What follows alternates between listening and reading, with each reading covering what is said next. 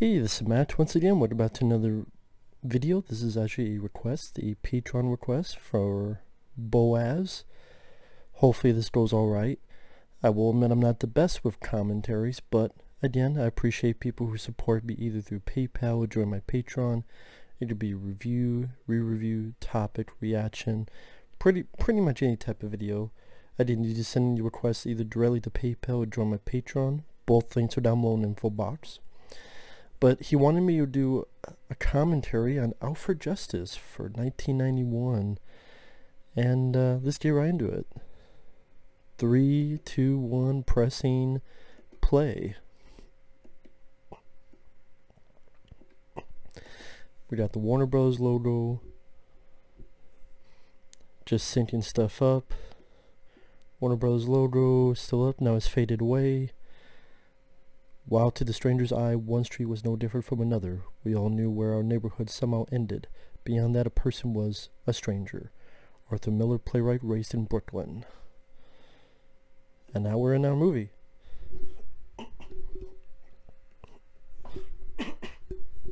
Sorry about that. So this came out in 1991. This is when Steven Seagal was really getting into the very successful bubble of Hollywood, because at this time he had started in Above the Law in 1988, give or take, which was a decent success.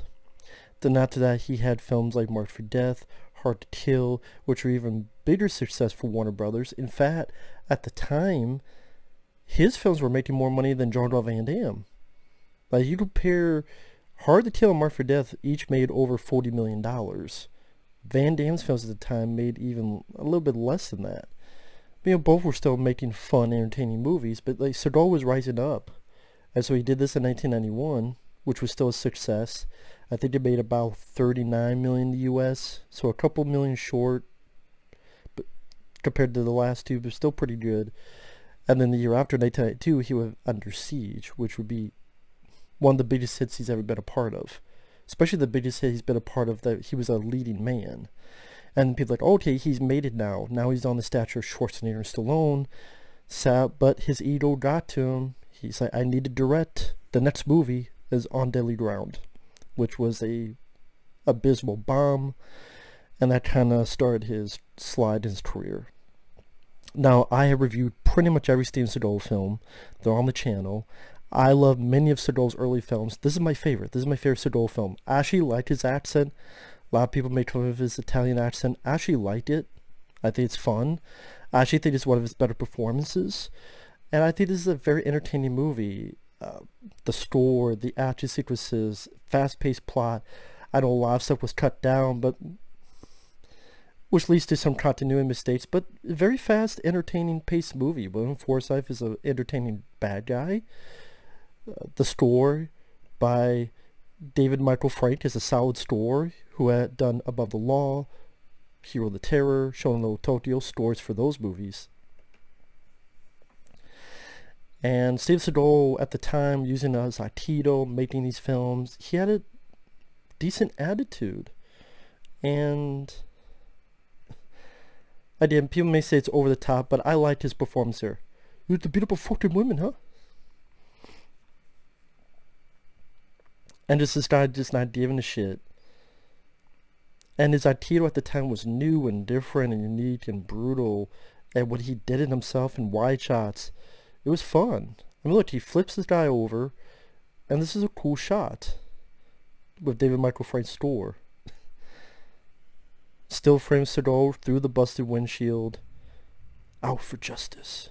So yeah, David Michael Frank is a very solid composer. I mean, I mentioned the films he had done. Like, Hero and the Terror is one of my favorite of his. Shonen no Tokyo is another good one. Like I said, there's another good one. And I thought John Flynn did a nice job directing. John Flynn directed Bestseller, which I think I reviewed on here. That's a good, solid thriller with James Woods and Brian Dennehy. Lock Up, which I love. I reviewed that when I did my Stallone marathon, where I reviewed pretty much all Stallone's films. Love Lock Up. He also did Brain Scan, which, you know, not too bad. I've seen worse. But yeah, this is definitely one of my favorite John Flynn movies. course, William Forsythe here, who before this was in Dick Tracy, Dead Bane. After this, he would be in films like, actually the same year he was in Stone Cold with Brian Bosworth, another very fun action movie. After this, he would be in Blue Street and The Rock, among others.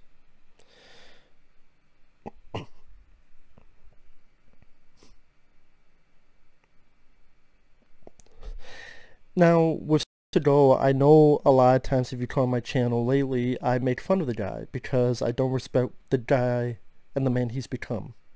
I don't respect the man who consistent stories that he arrives late and he just hurts people, that he absolutely hurts stuntmen, doesn't care for their well-being, he just treats people like shit. This is what Enforcer Richie's going to do. Bobby Lupo right here in execution style. Actual blood squibs. Back in the day, people were like, what's a squib? You see those little explosives popping up of his chest? That's squib. It's a little explosive packet with some fake blood that made it look like someone got shot, which is a lot more effective than CGI.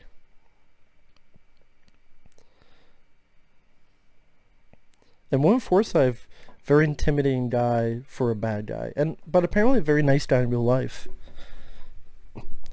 Which is sad. It seems like a lot of times the heroes in real life, the assholes, and the villains in real life are the nice guys. Strange, go figure. But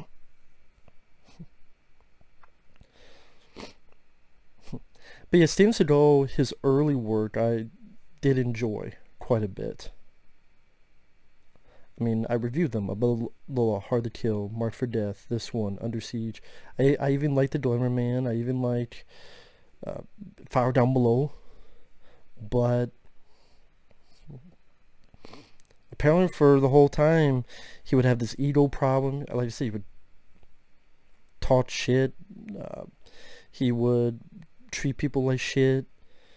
And that almost anybody who works with him says it was a nightmare. And this shows how crazy William Forsythe is with the drugs. All this lady said is move the car. Just shoots a random lady from a car. And just no fear, no fucks given. Just walking coolly, come on Dane, let's go. He just doesn't care. Hopped up on drugs and that's a villain you don't want to mess with, who just randomly will kill you just because you stop at another car.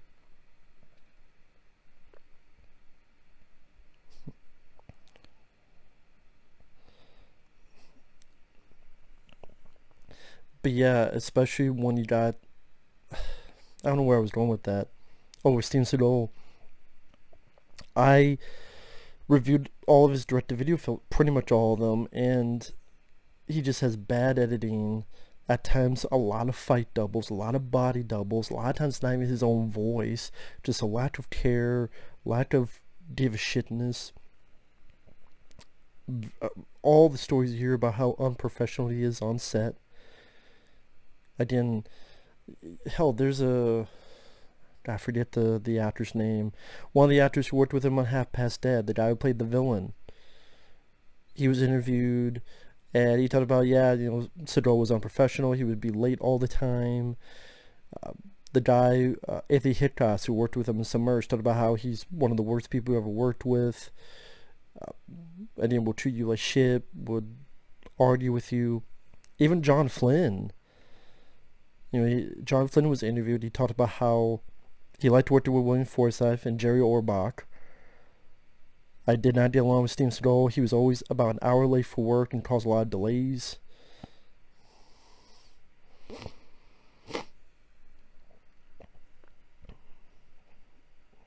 They shot for a month in Brooklyn. The rest of Out for Justice was shot in and around South LA. We filmed those scenes on Lacey Street, in a slummy area of old wooden buildings that are passed for Brooklyn. The movie was originally much longer, included more plot and characters. Steven Seagal cut some of William Forsythe's scenes because he felt that Forsythe was upstaging him. Warner Bros. Brought in editor Michael Elliott to re-edit the original cut so that it could be shorter and more profitable. He did the same stuff on Wes Craven's new Deadly Friend, and Marco Lester showed on Little Tokyo. Some of the scenes were deleted, some others were cut for pacing. That's why there will be 2 montage scenes with no dialogue. But because of that, there's some continuity mistakes. The original title of this film was The Price of Our Blood. But the Warner Brothers said, well, we want a 3-word title like the other films. Above the Law, Hard to Kill, Marked for Death. Because this was like their action hero guy that was becoming profitable. And like, hey, he might be an asshole, but if his films keep making money, oh well. Now the guy on the right here, that's Jerry Orbach. Very talented character actor.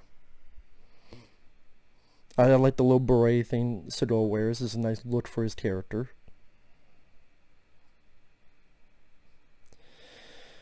And I don't appreciate him as a person, but as a guy, a personality, his first couple of movies, I enjoyed his look.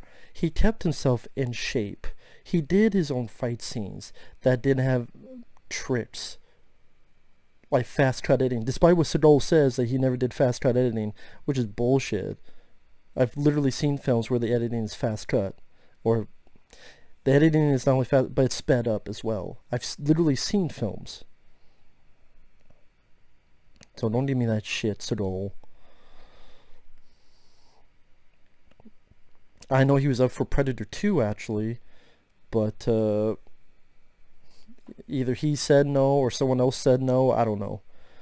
I think that's probably why I'm guessing 20th Century Fox wanted him for Predator 2, but someone said no, and then Fox said, okay, go do Marked for Death for us.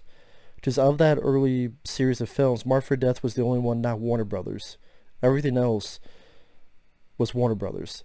This was Warner Brothers, Above the Law, and Hard to Kill was Warner Brothers. Under Siege 1 and 2 were Warner Brothers. On Deadly Ground was Warner Brothers.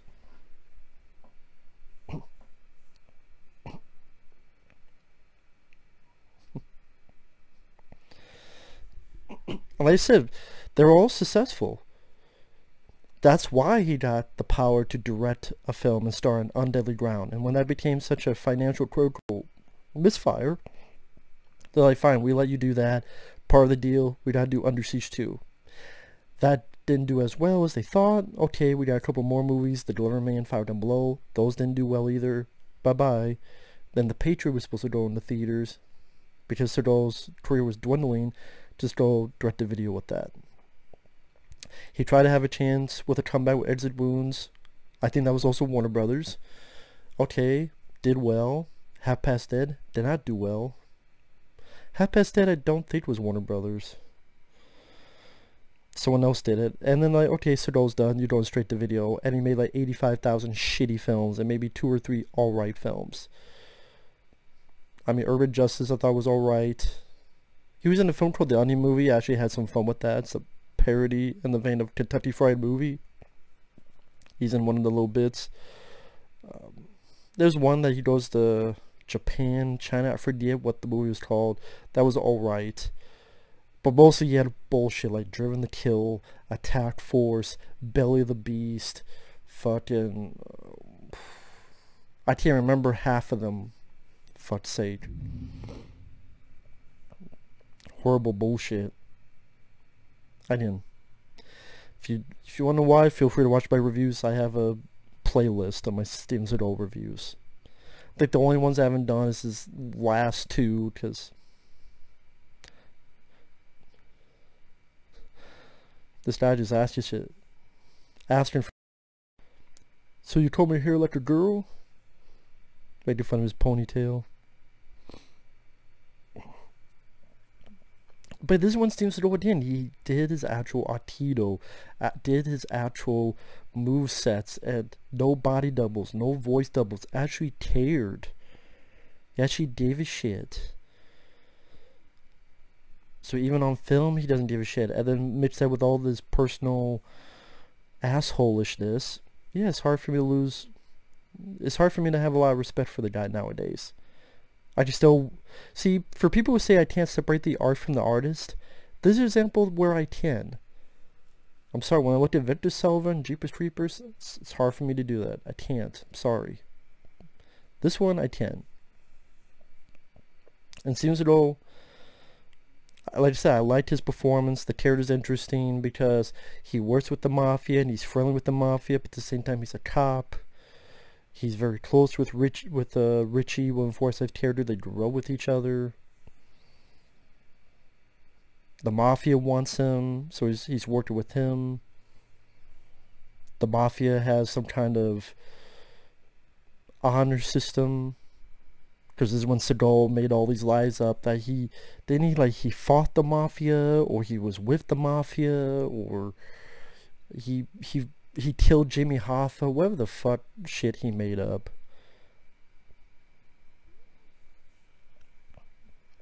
I find this guy before you do. You know what I'm going to do. I can't do it, so it'll be a shitty job for me. And yeah, I know it's annoying that a lot of stuff gets cut out. It'd be curious to see. If you watch, I believe, the TV version, you can see a couple of that stuff. But sometimes I wonder if it's for the better, because Shodan Little Tokyo and this really do go at a very, very fast pace, to be fair. Maybe it is some of the fat getting cut out. But at least, you know, do a special edition with features. I mean, I've tried to just team some old films that got special edition. He must be a tough guy. He saw see, as a movie, this does make you like the character, because look at this really pretty puppy. Cute little pretty puppy. And then Seagal goes, please God, let me run into this guy someday. Someday. And then it has one of my favorite bits at the very end of the film. You're fuck nuts. I think this is like one of the montages. But you know what? Fuck it. I like the montage. It works for me. So, and it's a great song. No Sleep Till Brooklyn with the Beastie Boys. Didn't they try to use this song in one of the stupid fucking Michael Bay Ninja Turtle films? Nah, maybe it was another Beastie Boys. I can't remember.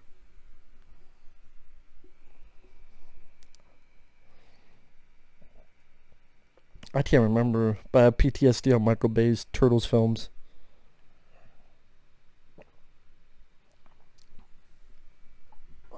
Who doesn't have PTSD on those films?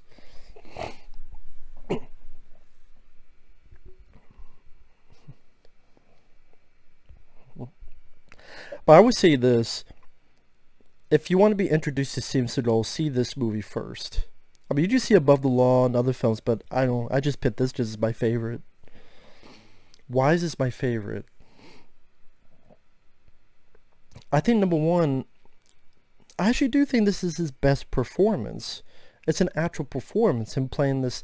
See, this with the accent to me is a lot more tolerable and a lot more fun than when he tries to talk black or tries to talk Cajun.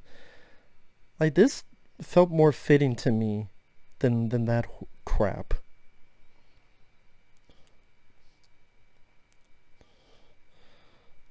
Someone want to tell me who killed Bobby Lupo?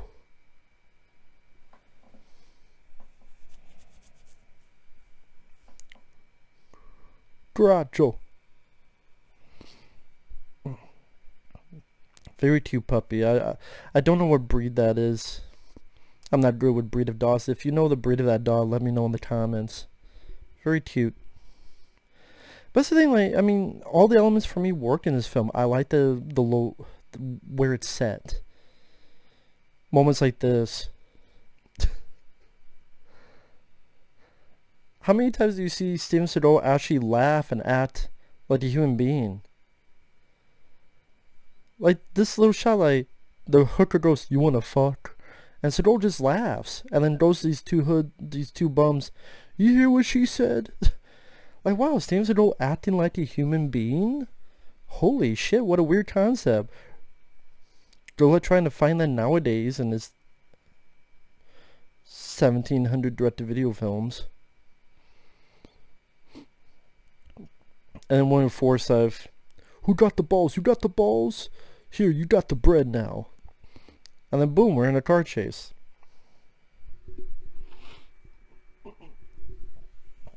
Just get the fuck out of the way.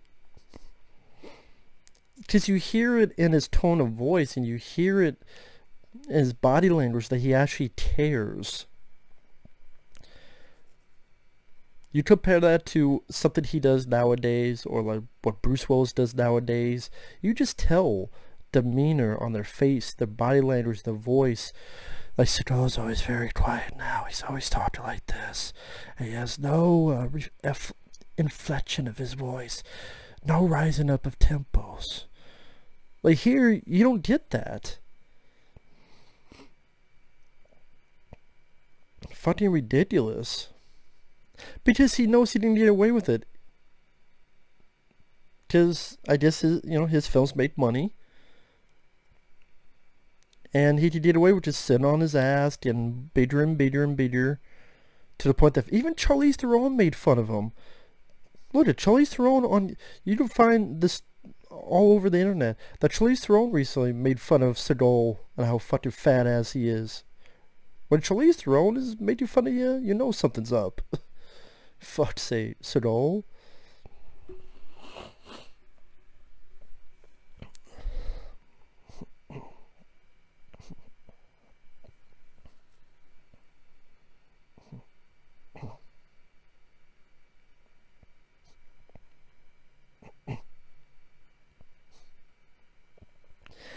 I'm sorry, I'm mesmerized by the car chase scene that's not edited every 5 milliseconds like Taken 2 or Taken 3 or Columbiana. You know, that kind of terrible editing. And it's real stuff. It's not glorified CGI cartoon. And this is back in the day when you didn't have stupid filters. So films looked less real, less photorealistic, or less photogenic, in my opinion. Yes, there are exceptions to the rule, but a lot of times filters don't always need to be the case. And in fact, I think a lot of times when they use filters as in color grade on the film for a specific word, it could be a detriment, in my opinion. That could be a big detriment to a film. I'm actually continuing, I forget where it's at, but at one point he goes and steals like a shirt. And so from one scene to another, William Forsythe has like a different shirt.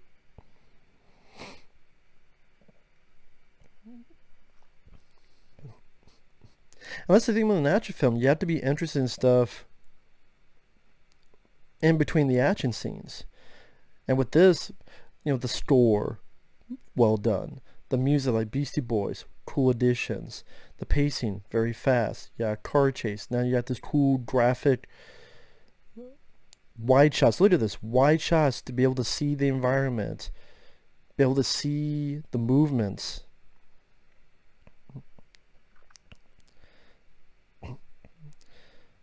So you see, ooh, and that was the thing with early Seagal, just how brutal it is. I did a fucking meat cleaver into a guy's hand to stick to a wall. And like, okay, let me smack you in the face with a baseball bat.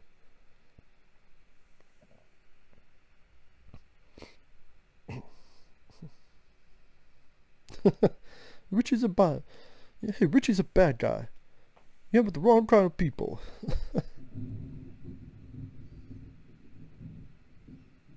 Don't be a bad guy. Be a good guy. We don't shoot before, huh? Be a good guy. Be a nice guy, okay? Come on. This I think very fun character. And the guy's still screaming with a fucking meat cleaver stuck to the fucking wall. That's one of the other things. Like, back in the day, for me growing up, love Stallone, my favorite, love Schwarzenegger, but a lot of times I go with Van Damme, Seagal, back and forth, seeing them. And when I go to Seagal, I always enjoyed, not only because the Aikido was different, but the brutality I always think of Seagal brutality. I mean, Tommy Jones, I'm gonna put a knife into his head and bash him through a fucking TV, like a monitor. And that's, after fuck up his eye with a thumb. Or I'm gonna break arms, break legs, fuck you and die, stab someone with a pool cue stick.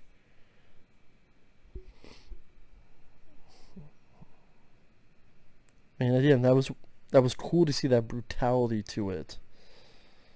I appreciated that. To the point, man, don't fuck with this guy. He'll do stuff like Jason Voorhees will. Well, yeah.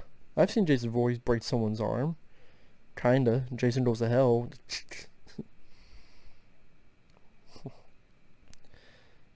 We do die here, calzone. What the fuck you doing here? You need to get the fuck out of here before I'll put this fucking thing up your fucking ass. So get the fuck out of here.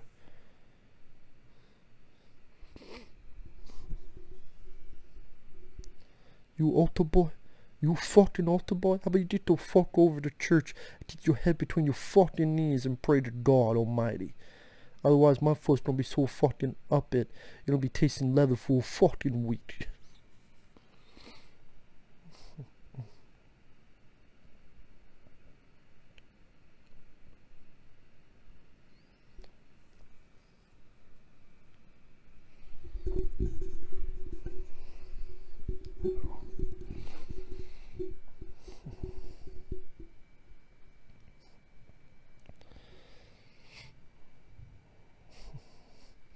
What do you fuck about the department?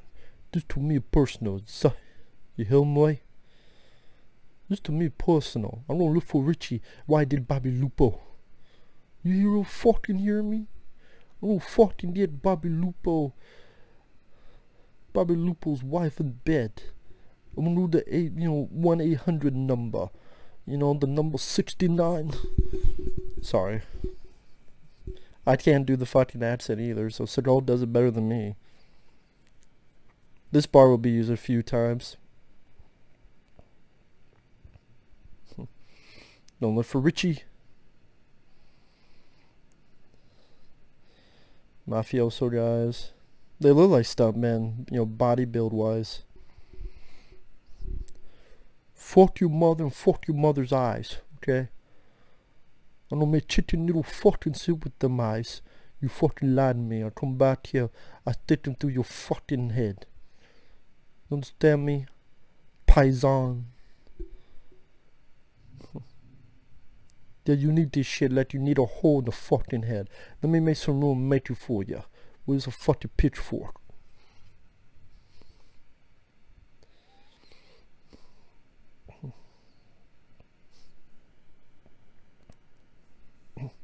Tip of nothing but you can't come in.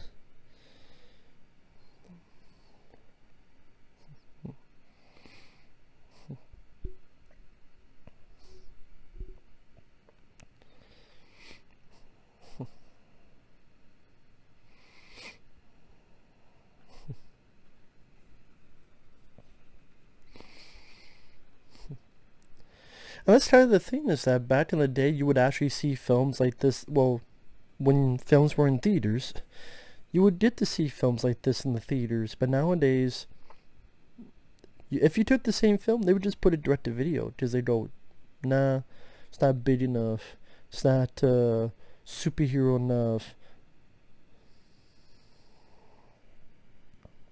Because that's the thing, it was just littered with, other than John Wick, a handful of others. It was more in comic book superhero movies, stuff like that.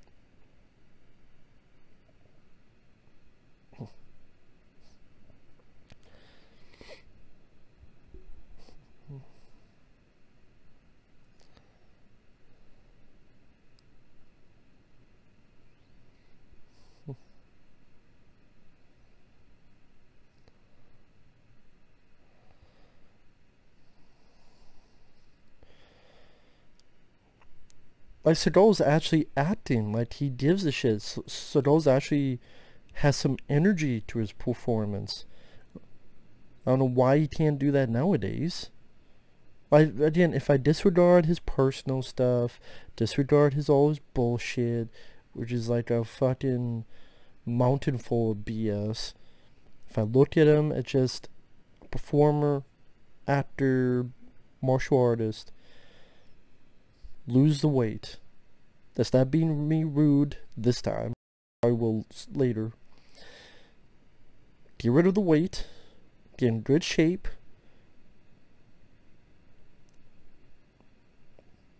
Get leaner, faster, stronger. When you do fight scenes, have wide shots so we can see the full fit. No body doubles, no fight doubles, no hiding your face, no speeding up the camera, which you say you don't do, but you fucking do because I did see it. No stupid trick editing.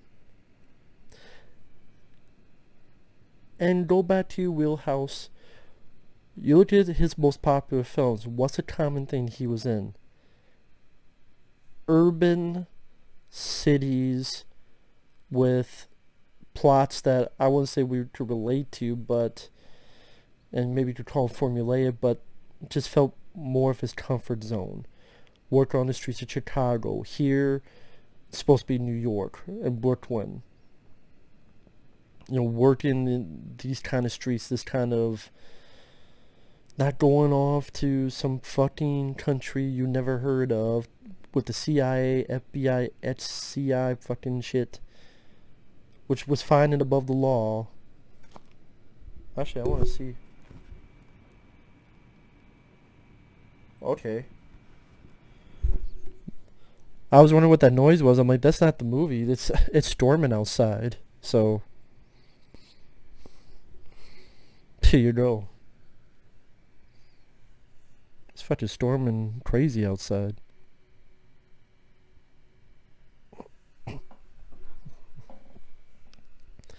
And Will Forsythe just a fun. Does he got this it factor with the bad guy that he's not chewing the scenery, but he's just like he's having fun with this character and just being this sleazy guy who just having fun with what he's doing. Now this song on the background will be at the end credits.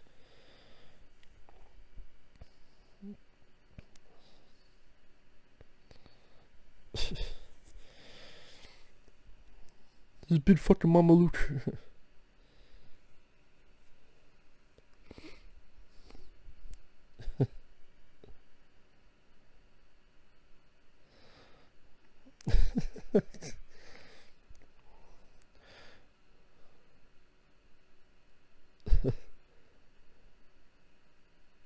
This is a chitty chit fucking pussy asshole.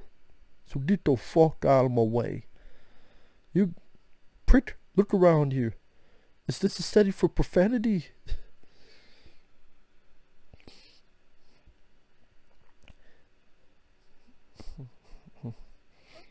Believe it or not, and I'll admit this, back in the day when I was a young kid, I got into action movies like this, and I got into the Ninja Turtles. So there was times where I thought, if Raphael was like Steven Seagal in this movie, like you take a Raphael Ninja Turtle film, and he's this character from Out for Justice. I always thought that'd be the coolest thing. But adding, there's more to it than that, but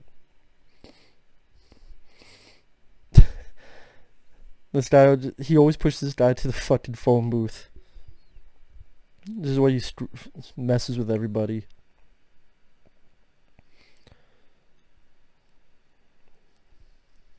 Yeah, you got a lot of friends, because you suck a lot of fucking dicks.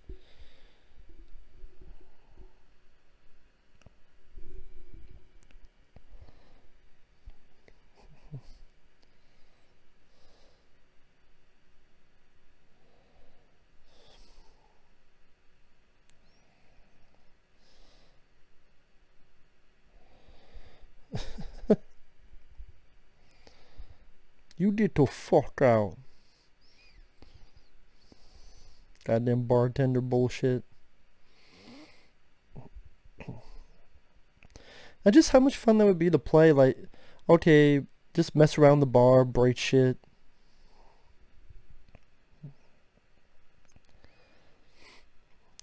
Oh yeah, who the boxer? You the boxer? Who the boxer? You the boxer? Yeah. You tough guy? Really? What could you do? What could you fucking do? Nice. And then you shoot the scene, multiple angles, edit it so that it's consistent, but it's not confusing. Wide shots, you can see the full effect.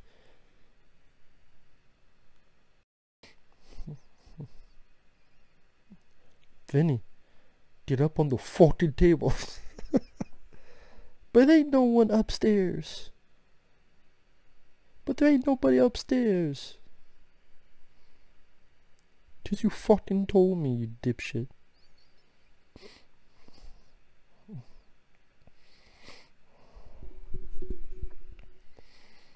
See, nowadays you can't have this kind of hero. It'd be too misogynistic, or it'd be too cliche, or it'd be too by the numbers, or it'd be too...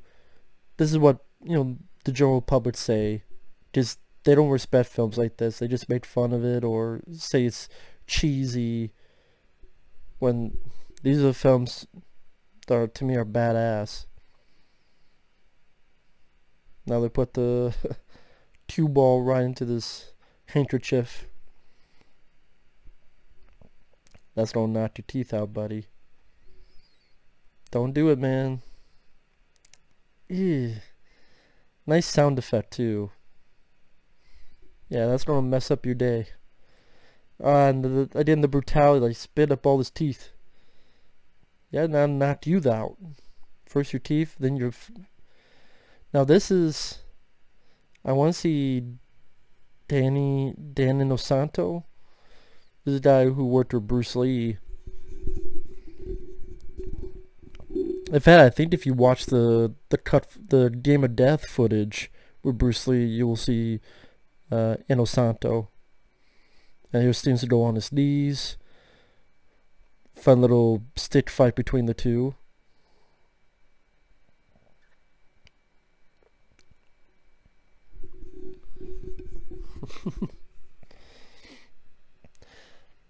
Again, his Aikido, whether that can work in real life, I don't know.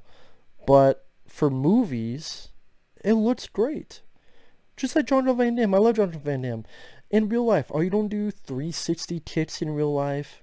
Probably not, but it looks visually appealing for a movie. Because they are movies, they're not documentaries. Knocked him right the fuck out. Broke his nose, probably. Oh, he's gonna fuck up his hand.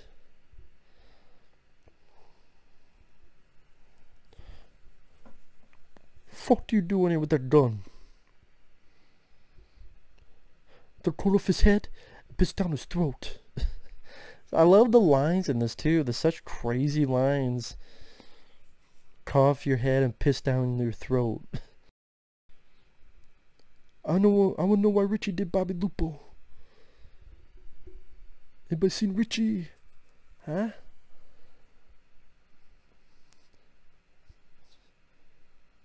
I wanna know why Richie did Bobby Lupo. Here's another montage, probably for scenes that were deleted. But again, if it works, it works. And I did the same gist of the story with the montage, so I don't mind the music. Not as good as the Beastie Boys song, but I still get the gist of the plot. So, I mean, I don't know about the editing of Deadly Friend. That seems like something that should not have been done. Show Tokyo, I'd be really curious about the deleted footage. Here, from the stuff I've heard of, seems like, but I'm sure Jack Craven would know a lot more than me. And again, if you want to see my reviews of the Steven Seagal films, check out my channel. There should be a playlist of the reviews, or just type in the name of the movie. But there should be in the playlist section on my channel. I reviewed all of his stuff, pretty much. I mean, I like Above the Law, Hard to Kill, Marked for Death, this one, Under Siege. Like I said, well, I already mentioned, the ones I liked. I think I even did like a top 10 favorite and hated. Like I said, this is my favorite. The one I think this is worst, probably Attack Force. But he's done some bad ones. I mean, Kill Switch was bad. Today You Die was bad. Driven to Kill. Oh, The Perfect Weapon. Not just Speedman. This is a different Perfect Weapon.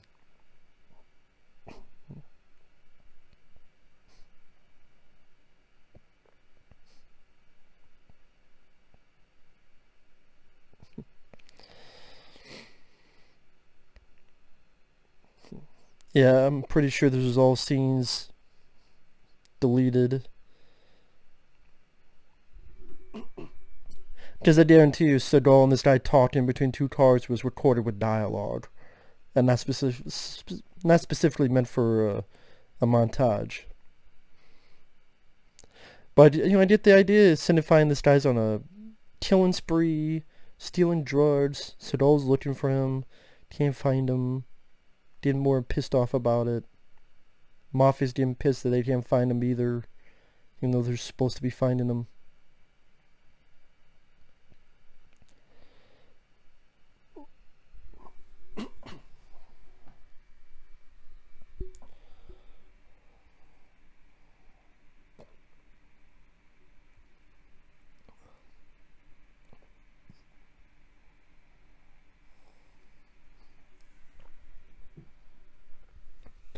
Call John Wick, you'll find him then.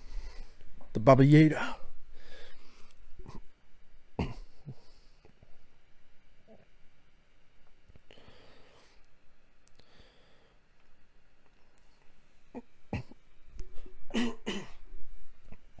Sorry about that. I happens a lot, especially when I'm talking for a long time. I always gotta clear my throat. I apologize.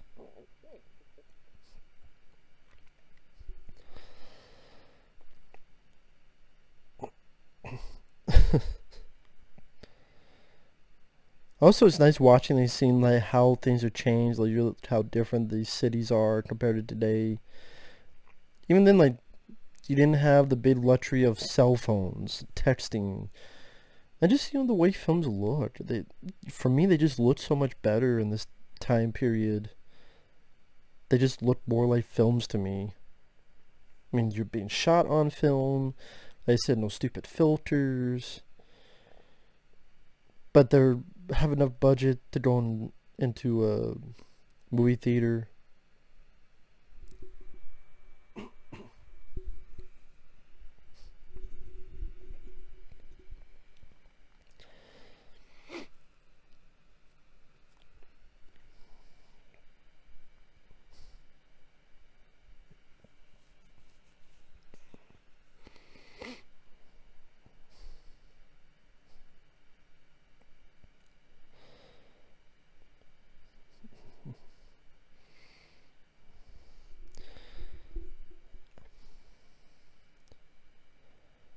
We're more with the mafia guys. I'm not one of you. I'm not with you. The fuck was that about?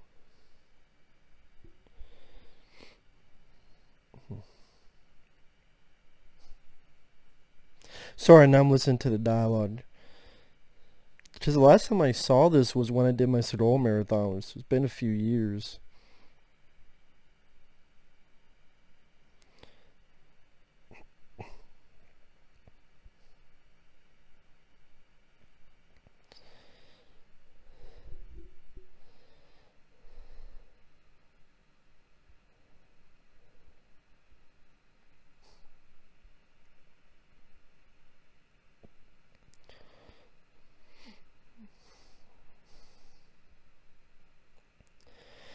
I would be curious looking up, like, IMDb, what is the ranking for Seagal films? Let me check real quick.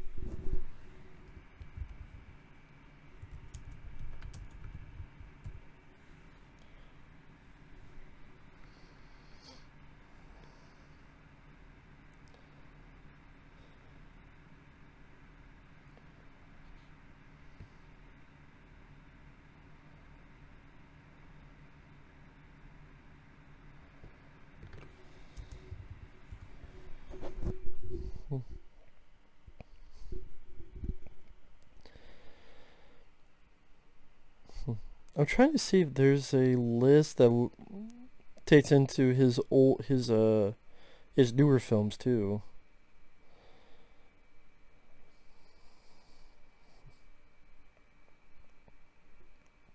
Probably not.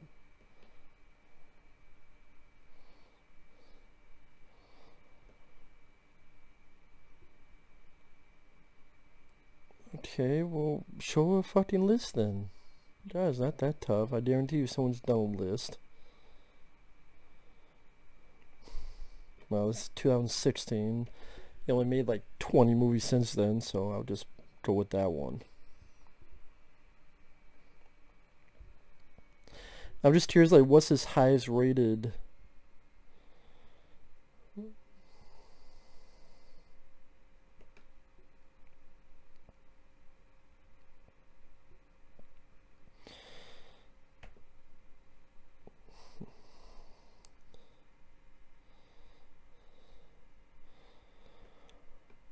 Oh, bullshit. Machete is the highest film he's been a part of, 6.6. Give me a fucking break. Under Siege, 6.5. Is that your decision, 6.4? That's bullshit. Cedric Decision is boring as hell. Boring as fucking movie. Over 2-hour running time. Boring as hell. Above the Law, 6. Marked for Death, 6. Hard to Kill, 5.8.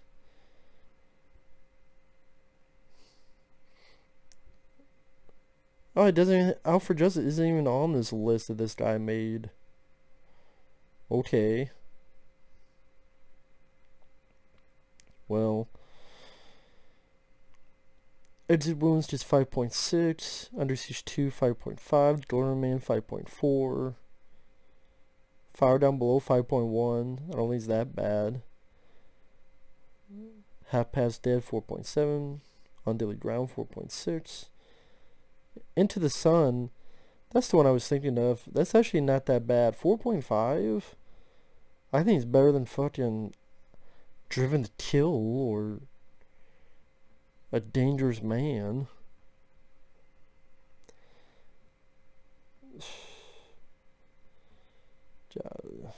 Some of the like Shadow Man, Outer Reach, Black Dawn, Gut Shot Straight. Forgot about that one.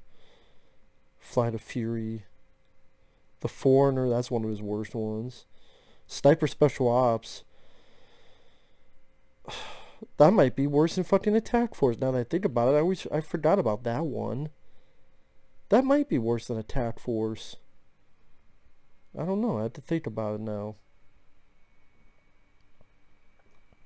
Oh, this is Gina Gershon, who of course would be in Showgirls and many other films.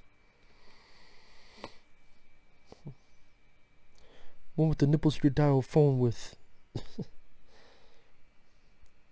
Yeah, some fun dialogue within this.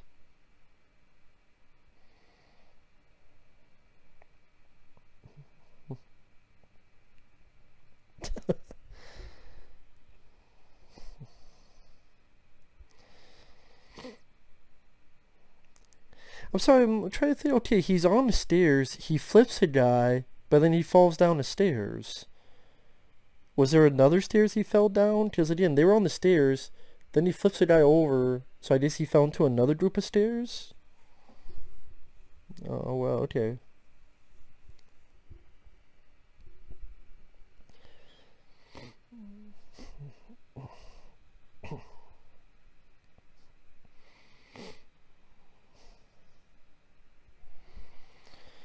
Forget the gun. Take the $100 bills in there.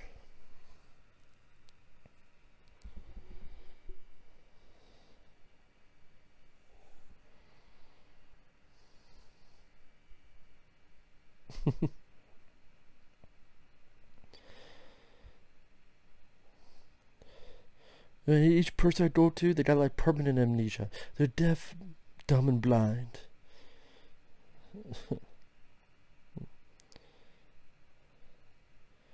Sayonara, gal. And Forsyth still getting high on that shit. Don't get high on your supply.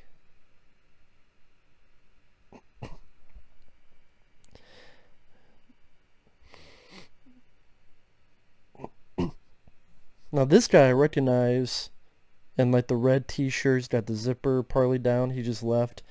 That guy, he's been in quite a few films. He was in Alien Resurrection. He was in what was it?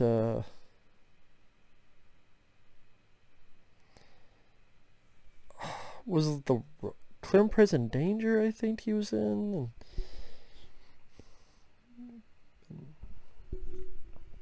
Anyway, yeah, I forget the Raymond Cruz. I forget the actor's name. I've seen him a lot of stuff. I know he's in Alien Resurrection. He was one of the people that got killed by the albino fuckface alien in Resurrection near the end of the film. They put her in a cage with what, Mama Cass from the 70s or 60s.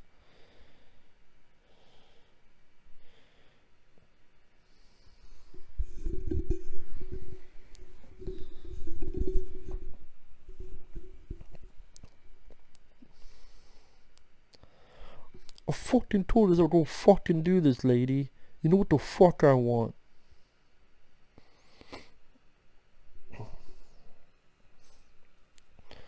Roxanne. She turned on the red light. Turn on the red light. Go fuck yourself with those hula hoop earrings, lady. Get yourself out of there. Call that girl from Showgirl. She'll scratch everyone's eyes out.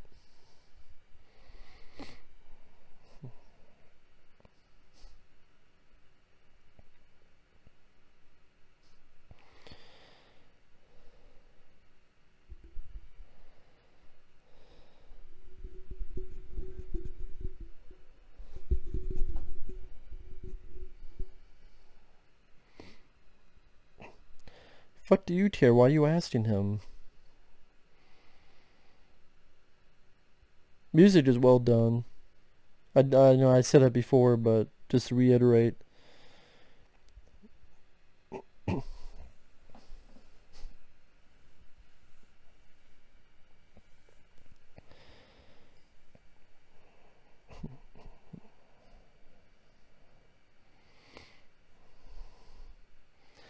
And then William Forsythe's here just don't give a fuck.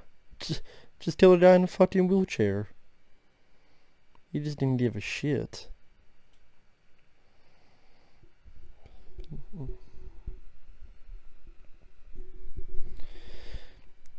Have these guys not realized yet that William Forsythe is crazy on the drugs? Wouldn't they be worried they might get shot too? At the desk of Detective Bobby Lupo, where you find out he's had some unscrupulous dealings as well. I was saying when making movies, you gotta realize like all of these props that someone has to get, and specifically, okay, you gotta have the pictures of the wife character, you gotta have maybe pictures of the kids, you gotta take the pictures, you gotta develop the pictures, put them in the frames, you gotta specifically get this thing called Bobby Lupo made to put on the desk, just on the background, like all this little stuff that you don't account for that adds up for a budget. He was sleeping with someone he wasn't supposed to.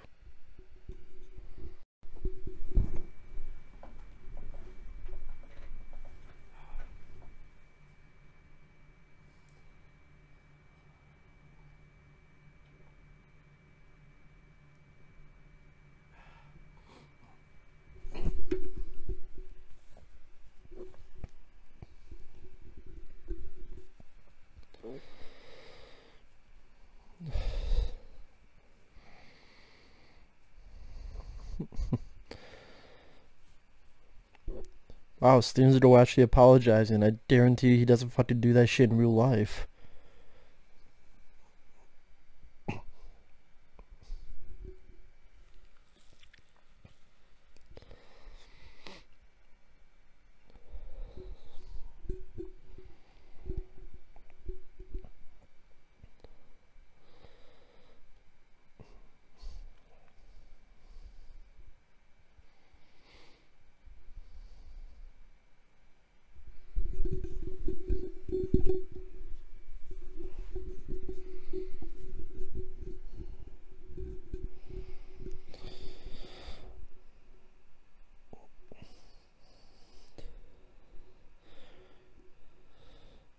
Yeah, call John Rambo. He'll end it for you.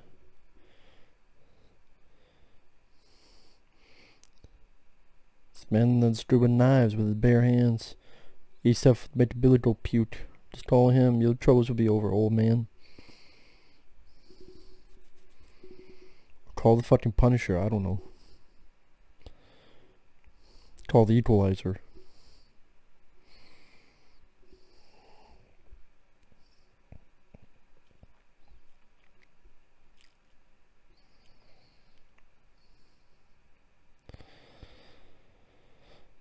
Yeah, back in the day when you had those old school phones. Yeah, nowadays it'd just be like a cell phone.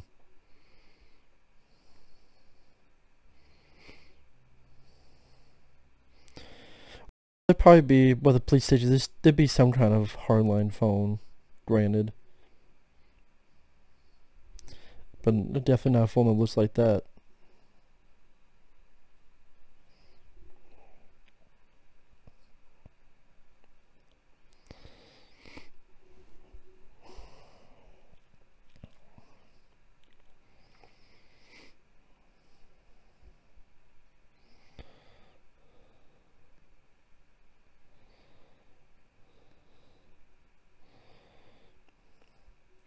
So Richie, when Forsyth's sister and father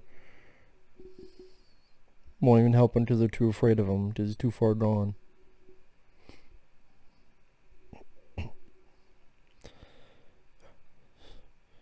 Which is an interesting idea. Keep you locked up here tonight, you can hate me tomorrow, but you'll be safe. And that'll work.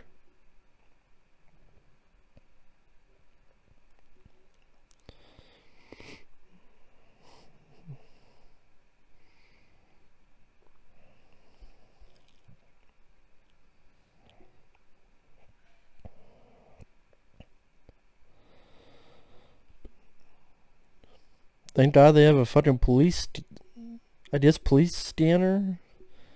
Even though he was talking on a walkie-talkie, like somehow he knew. That must have been luck.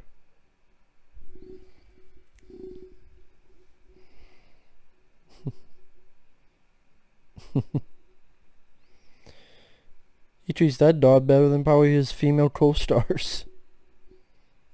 Just saying.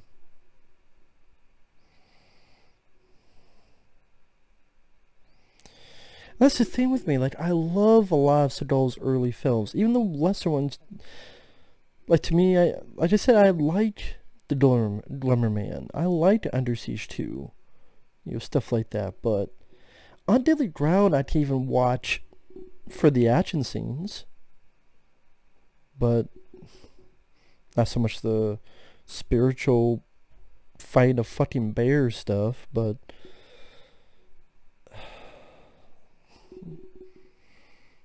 then, when he started on direct-to-video, and, Dolph has had better direct-to-video stuff.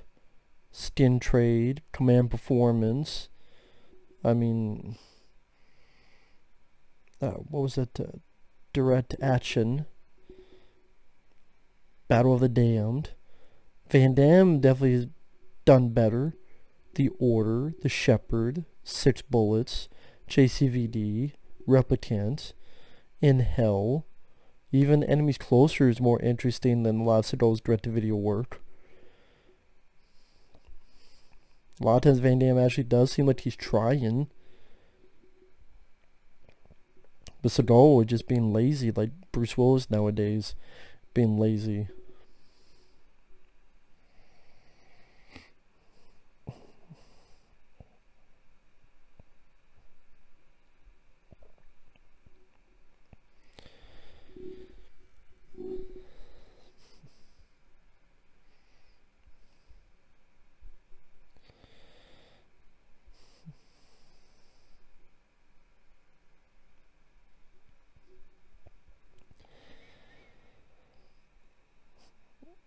Maybe the film, I mean, try to do like any nitpicks I can give it. As I said, I'm a big fan of this one. Maybe a little bit more action. is in the first hour here, we got about, what, 2 hand-to-hand fight scenes? In the meat market with the meat cleaver, and then in the bar. Yep. Well, I guess if you want to include the very beginning, when he threw the guy in the windshield, which isn't much of a fight, took like 10 seconds.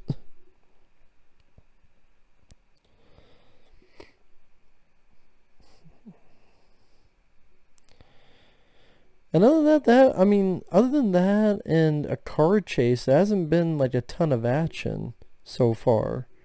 So maybe, I'm an action junkie. What can I say? To me, I can normally say there's, not enough action in anything. I'm always a sucker for more action. So, what can I say?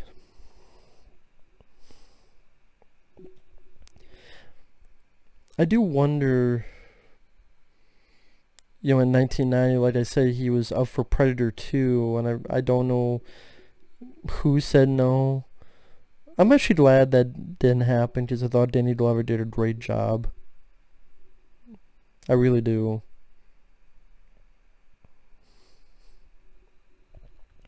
Well, if someone knows how to edit, that'd be interesting to take this film and edit it with Predator 2. Like a trailer. I don't know. I'm not really good at that, but that'd be cool for someone to do. But and then it was going to be Patrick Swayze for Predator 2, but he was hurt because of Roadhouse, so he couldn't do it. So then they got Danny Glover. Like I said, Danny Glover did a wonderful job, so I'm fine with the way it played out. And then we got 2 films, like Predator 2 and March for Death. And funny enough, both movies dealt with Jamaican gangs. The Jamaican gang Predator 2, that Predator killed, and then Screwface and March for Death. Hope they were not triplets.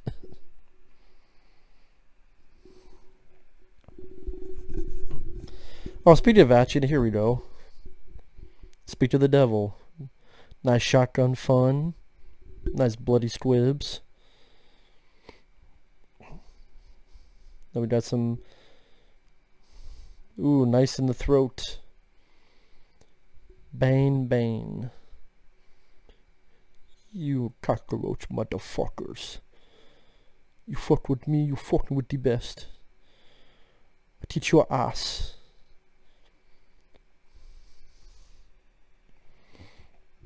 See, we got one more, I think.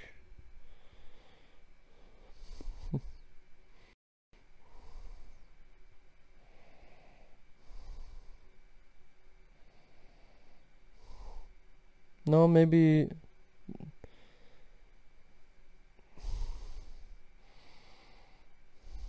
Nice stunt through there. Nice, just shot right through the fucking neck.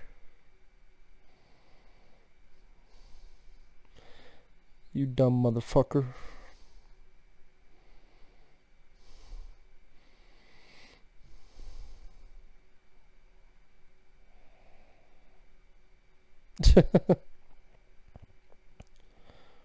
I'll throw your ass right out the fucking off the fucking window. You jumped. Justified suicide. Not justified homicide. Intentional suicide. What's intentional suicide? Piss off seems at all. You're committing intentional suicide. But you just fucked yourself over.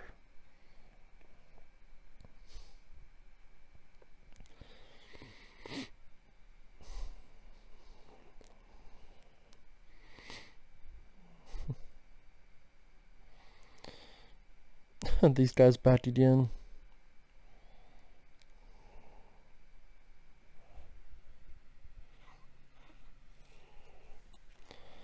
Got the little wounds from earlier in the...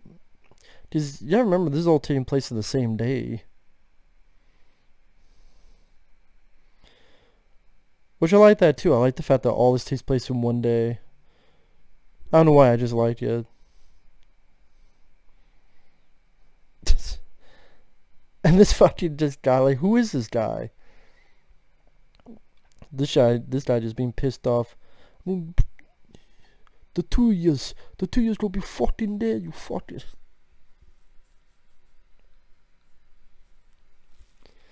Think they'll be back one more time. Oh, shut up, you crybaby.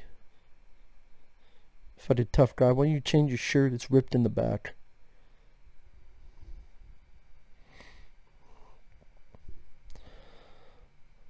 Yeah, I'm not popular with my neighbors, but to be popular between your legs. What time do they open? Oh, is that 1 o'clock? What time do those open? Where are the hookers? I need to make some room. Okay, come sit down. You look like a hooker. Or a Playboy playmate. So what time did you go to the Playboy house? Do you know Hugh Hefner? Malloy. I know that name. I would see Malloy in ICU. His wife got killed. He got put into an asylum because he tried to kill himself.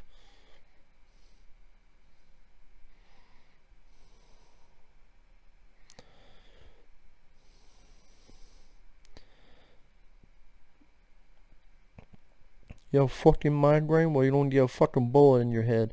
Why don't you sit down? You know this bitch here? Do you recognize her titty? I know it's to the side, but maybe you recognize her. How much did that titty cost? Come on, Terry, take off your bow tie. That looks ridiculous. Roxanne. Don't that be that way, sugar tits. You fucking Bobby and she was fucking Bobby? Why didn't all three fuck together? Menage a trois of twats. Roxanne Ford. Wonder if that address is real for anything nowadays. Because, I mean, it's been since 1991. I mean, I know it's a made-up address for a movie, but I just wonder, maybe someone could be there nowadays. You never know. Which how much things have changed since then. And this thing, I look at guys like Steven Seagal, they're never going to get back to a movie that goes in the theaters because their ego is just so much up the crack of their ass. You know, people don't respect Seagal nowadays. At least Van Damme, at least he's tried to be humble. At least he's admitted he has screwed up. Just to watch Behind Closed Doors, or that scene in JCVD. I really do believe that scene where he breaks the fourth wall and tosses the camera. I really do think he believes that. And that's how he thinks of himself. Seagal would never do anything like that. But Van Damme does, and sadly, maybe it's a part of his bipolar. I'm not going to put that the entire blame, because there's other people with bipolar who have behaved better. But I have to assume you have bipolar and you take drugs. That's a bad combination, so I think he's fucked up. He's not perfect, but he's tried.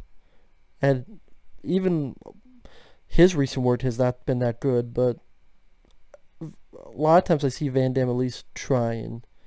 I liked Jean-Claude Van Johnson on Amazon. I wish there was a season 2.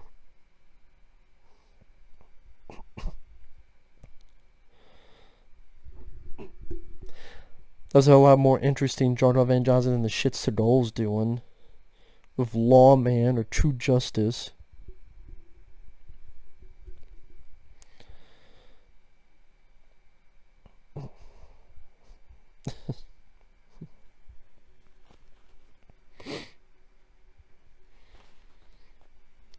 Take me where? Take me to Disneyland?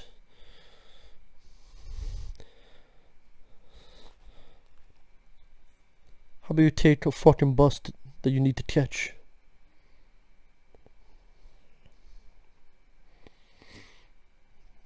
Yep, mafia guys again.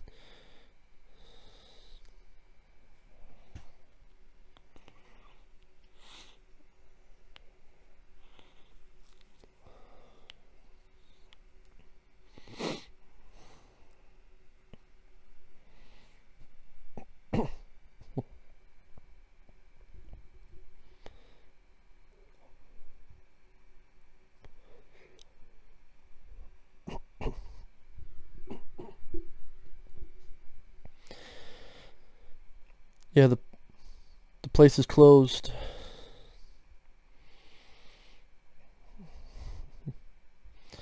So much for those guys.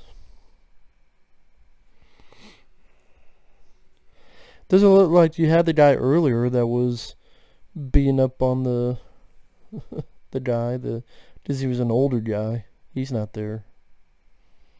Guess he didn't decide to come back this time.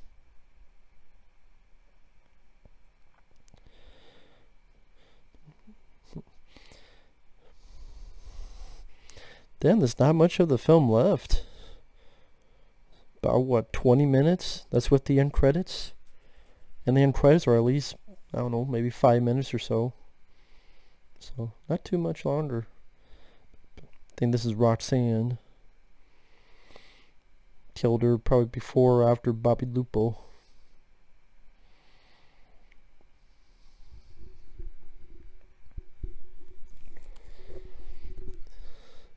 Yeah, always check the closet. There's always bad guys in the closet. That's what Last Action Hero told me, at least.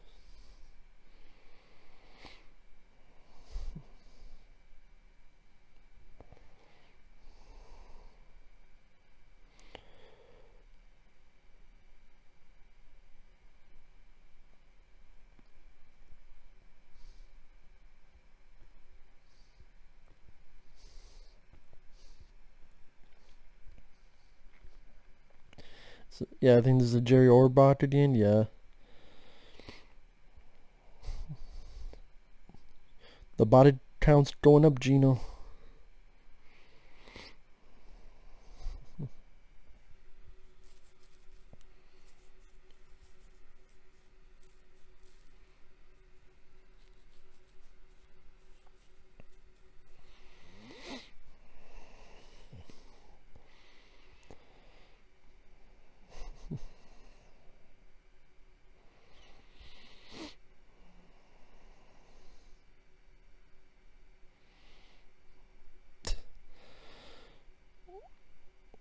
Who is, I'm trying to remember like who that actor is who's like, this is no good. I know I've seen him in other films before. I know I have. Can't think of the actor's name though.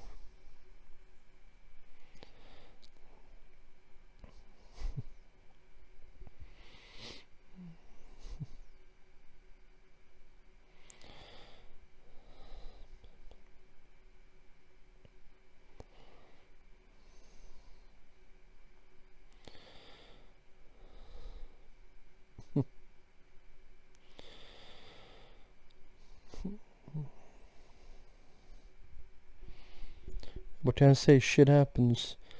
Might be too old for this, but... Ah, the guy we saw earlier to give a little bit of water to Gino. Catch a lucky break. Because when Forsyth is a bit horny...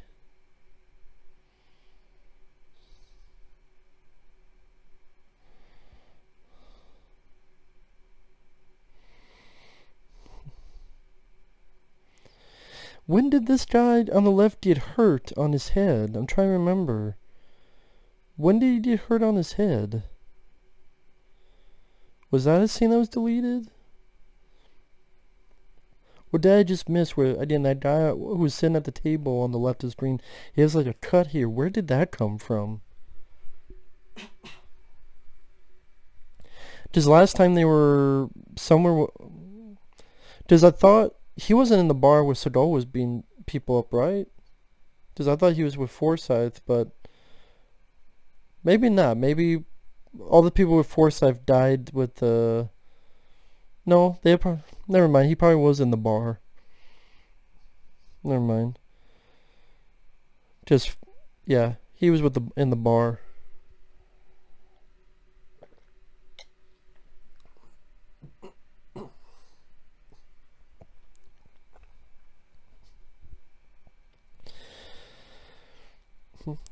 But yeah, Warner Brothers had a tendency to edit a lot of their films. Like I mentioned, Shona Little Tokyo. Even if you watch Hard to Kill, in the trailer, if you look closely enough, you see remnants of the original ending. Watch the trailer to Hard to Kill. The last bit is "Take that to the bank," and you see like his face, like as if reflection of fire over his face, and that's because I may be mistaken, but William Sadler in the original Hard to Kill died. I want to say his head was put into the fireplace and he was burned up, or something like that happened. I can't remember.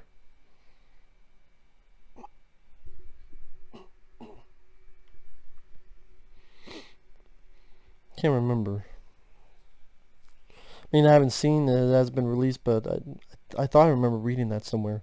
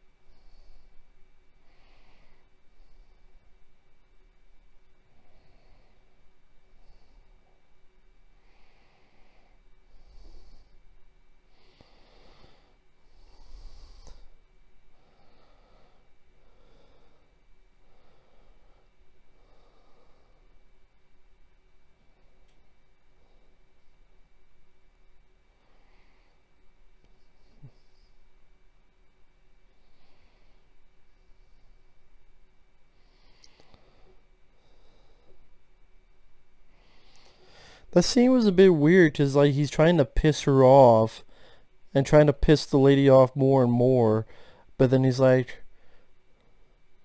"Okay, it's alright, it's alright." I don't know, there's something about that.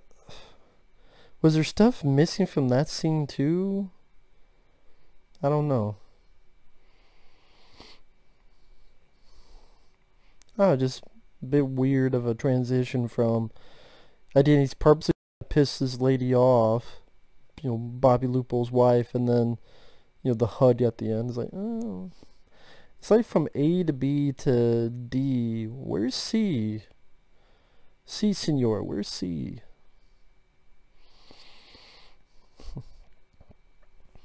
Damn, are we... Yeah, we're almost at the finale. 13 minutes left. Because we're going to get the shootout. I know he blows off... He shoots off a guy's leg, which was pretty cool. And the fight with William Forsythe. And then the comeuppance of the shithead with the footnuts that threw away the perfectly good dog. And then the end credits. But as we're coming up to the finale, like I said, if you want to hear more of a concise review, check it up on the channel. I reviewed, like I said, pretty much all of Seagal's films. My favorite would be Out for Justice. This one because it's pretty fast paced. When the action scenes are there, they're well done, they're fun. Some fun fisticuffs, some fun brutality, some fun fun lines of dialogue. I like Seagal's performance. William Forsythe is a worthy villain, at least on the acting front. Score by David Michael Frank is solid. Some nice songs like the Beastie Boys. I don't mind the song at the end credits. Don't stand in my way. And very competent direction by John Flynn. I mean, top 5 favorite Seagal films, that'd be tough because like one is above the other. The next time it'll be lower. Like I said, I know Alfred Justice is number 1. Number 2 might be Above the Law. I actually do rather like that one.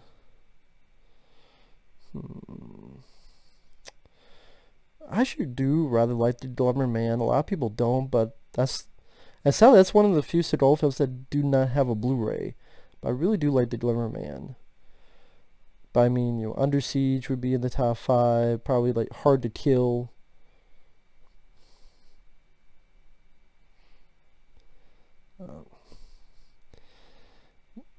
Maybe this, Above the Law, The Delivery Man, Hard to Kill, then Under Siege.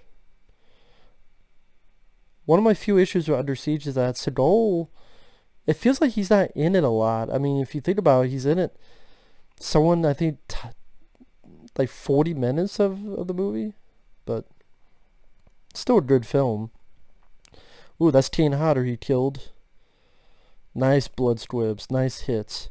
Look at that, he got shot in the side, did nothing. Doesn't affect his aiming, doesn't affect his movement, he doesn't slow down, he still hits the bullseyes on people, no pain. He got shot on the side, but he feels no pain. Because his team's at all. He can't lose, he can't feel any pain.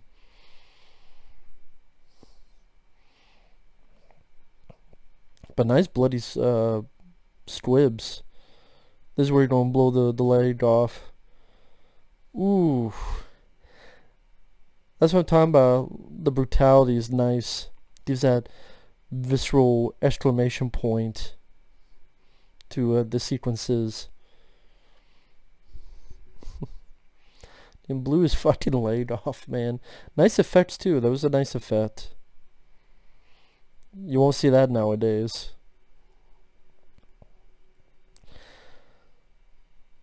Ooh.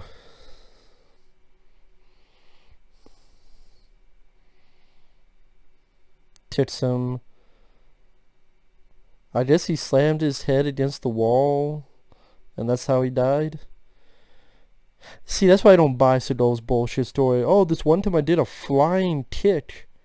No, those are the only tits he can do. Don't give me this flying tit bullshit.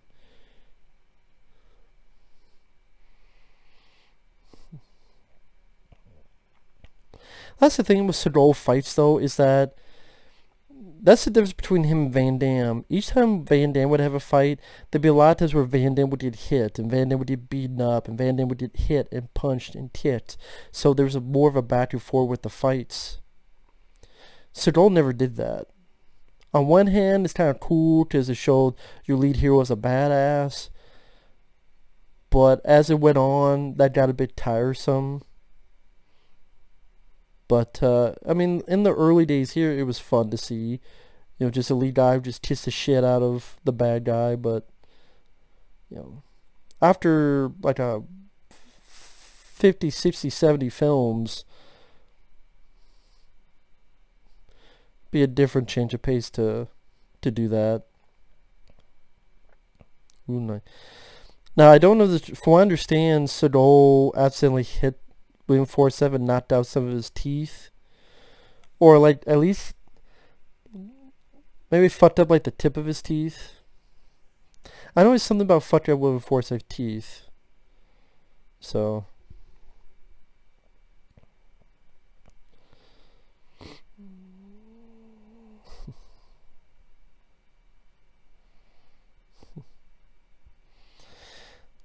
and that's the thing, like, when he did that interview with Scott Adkins, they're watching this scene, and neither one could remember William Forsythe's name. I mean, Scott Adkins, he hasn't worked with William Forsythe, so that's one thing.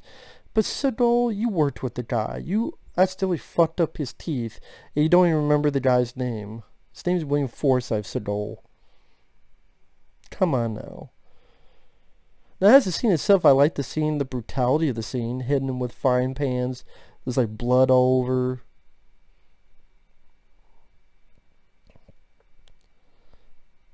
Of course, you know, William Forsythe, he's a bigger guy, he's not a martial arts guy, he's high on drugs, so it makes sense Seagal's being the fuck out.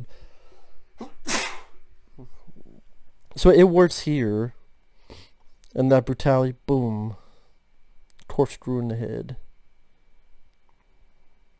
That's for Bobby.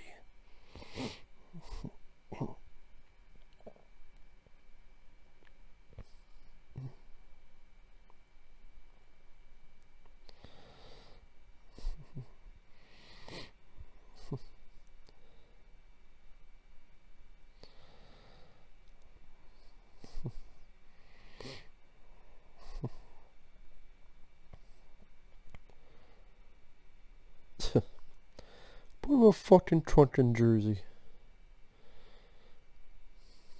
Astroland, huh?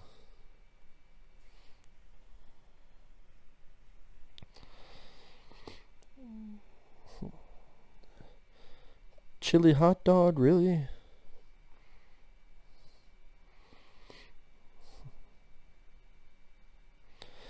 Ah, here you go. You will recognize one, the same car.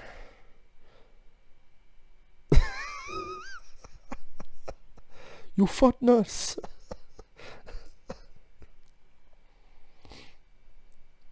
This guy's definitely a New Yorker. Look, asshole. You mind your fucking... I'll stick you in a fucking plastic bag. Throw you out a fucking window. How about that?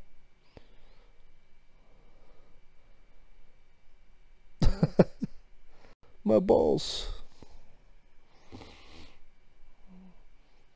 I mean, you didn't need to add him saying the dialogue, my balls. We could figure out what was tit. But, I mean...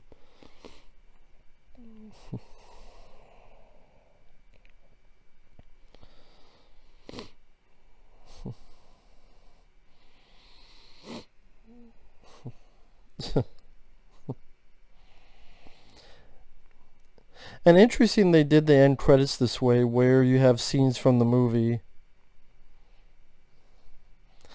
Again, that's not really something that's done typically, especially nowadays.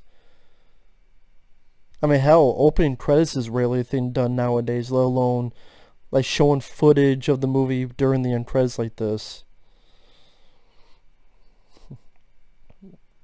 And this isn't too bad of a song, I like it.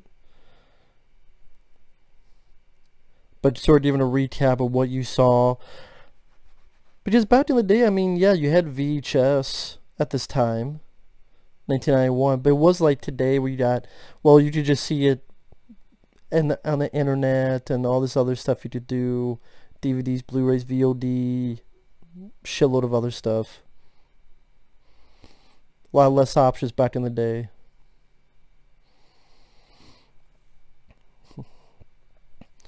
Don't stand in my way.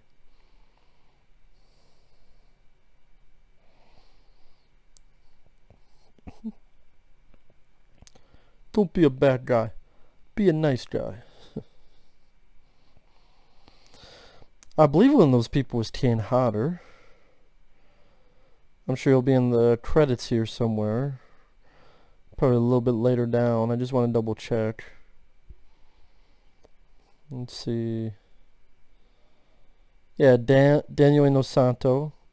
He worked with Bruce Lee. Guy who played Styx. John Leguizamo was Boy in Alley. Oh, that's funny. John Leguizamo was Boy in Alley, then worked together in Executive Decision.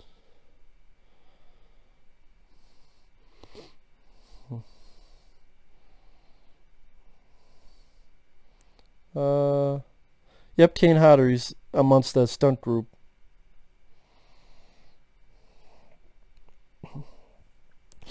Well, that's pretty much it. What else can I say? Like I said, Out for Justice, fast-paced, fun fights, fun action scenes. Seagal in his prime, Sally. Seagal in his prime. And we will never get that Seagal again. Never. That's just a sad fact.